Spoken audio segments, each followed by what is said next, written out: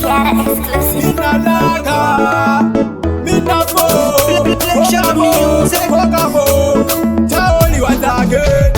Mariba Kufunga Pamusana Be, Mimi Munadari, Ae, Mabinwane, Mukasha Muno Ramande, Nakashika Omase, Nakashika Rimase, Ayosanete, Rabokisha, Jate, Nakashika Omase, Nakashika Rimase, Ayosanete, Rabokisha, Jate,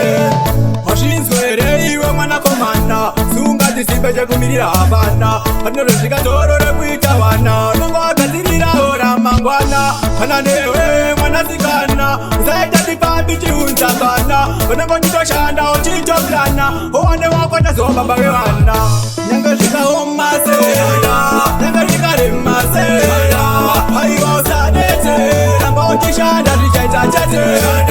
Nyangashika omase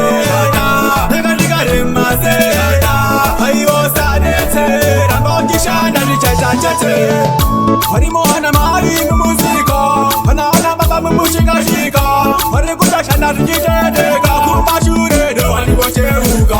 Ngori kumanizana ndeshuiro Benyi tutotori benyi muzoro Hakara rinotanga uli tsuro Mutakuna mata jehoe kumusoro Nengashika omase Nengashika rimase Haiwa usadete Rambo kishana rijaita chate Nengashika omase Nengashika rimase Haiwa usadete Rambo kishana rijaita chate Washinzwere iwe mwana komanda Sunga disibeje kumirira abana Panorojika torore kuita wana Nongo akatirira ora mangwana Hana newe mwana zikana Uzaita tipambi chiunza kana Konengo nito shanda ochito plana Owane wako tazoba bawe wana Nengashika omase Nengashika rimase Haiwa usadete Rambo kishana rijaita chate Nengashika omase Nengashika rimase Haiwa usadete Rambo kishana rijaita chate Harimo hana mai mumuzika Hana baba mumushikashika